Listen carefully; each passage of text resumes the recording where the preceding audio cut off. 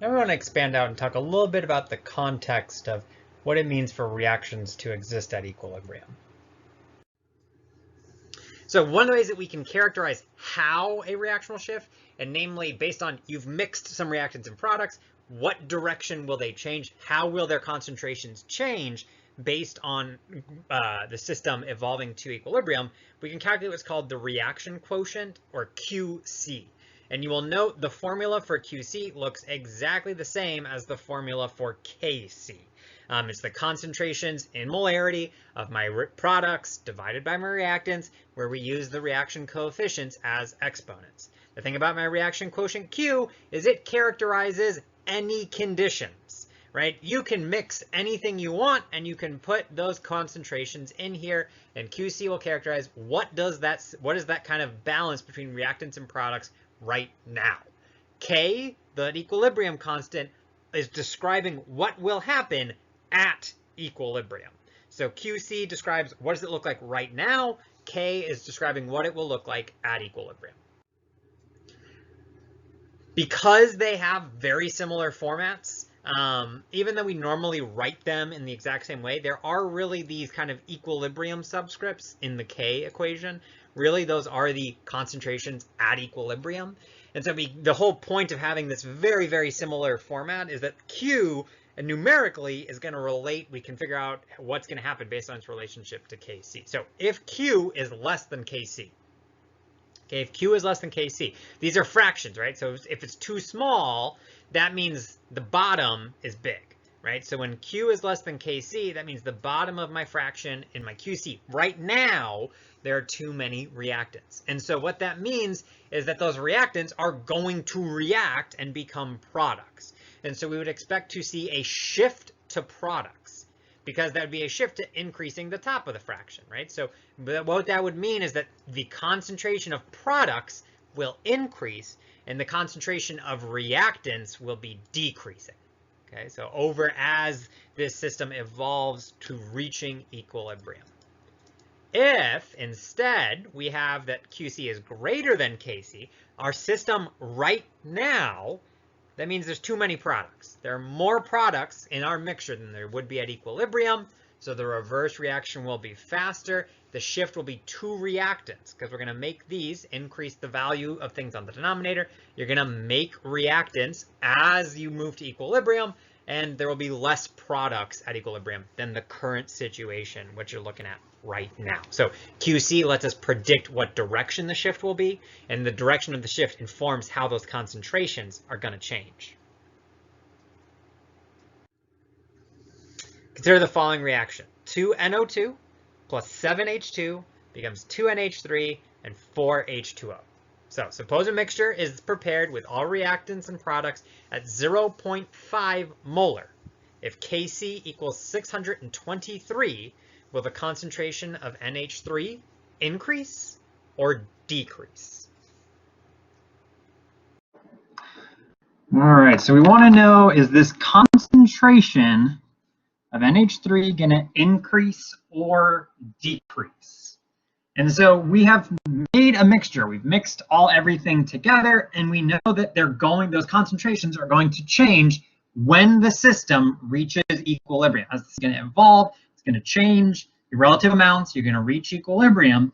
We want to know, is the concentration of NO3 going to increase or decrease when that happens? So we can see that NH3 is a product.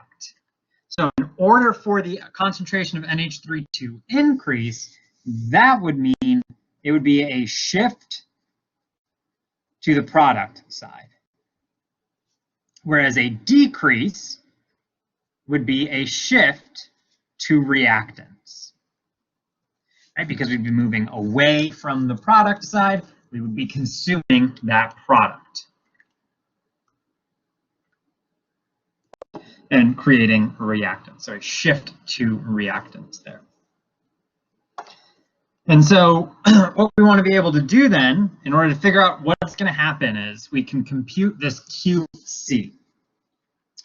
And so QC, we know that the functional form is identical to KC, where we put products like NH3 squared H2O. These are all, you'll note everything is a gas, so everything shows up to the fourth bar.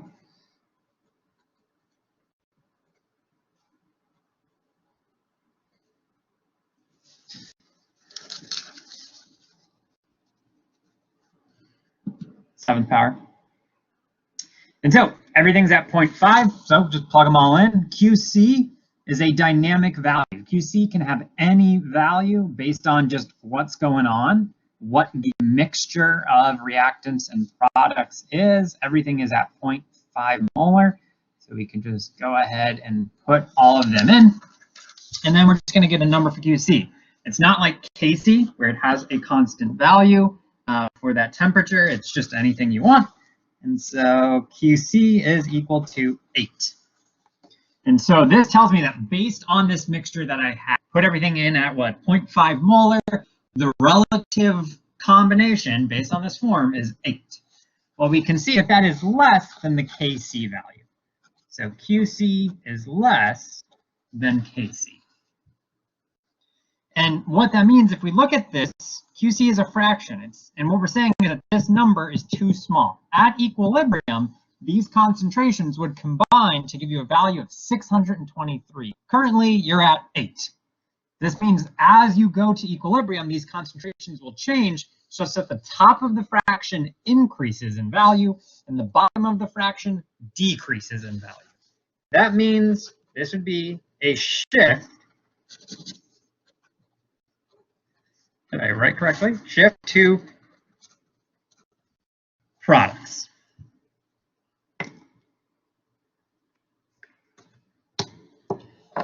Shift to products, so the concentration of NH3 is going to increase.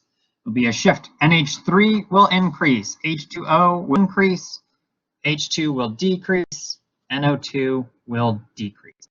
These concentrations will go down because the more forward reaction will happen. It will make more product by consuming reactants. Participation 217, question 1. Consider the following reaction. 2NO2 gas plus 7H2 gas yields 2NH3 gas and 4H2O gas. Suppose a mixture is prepared with all reactants and products at 2 molar. If Kc is equal to 623, will the concentration of NH3 increase or decrease? This is the first question on participation 217 due Tuesday, February 17th at 11:59 p.m. over on Blackboard. The link to the assignment is right below the document where there are the links to these videos, or the videos are. Again, consider the following reaction. 2NO2 gas plus 7H2 gas yields 2NH3 gas and 4H2O gas. Suppose a mixture is prepared with all reactants and products at 2 molar. If Kc is equal to 623, will the concentration of NH3 increase or decrease?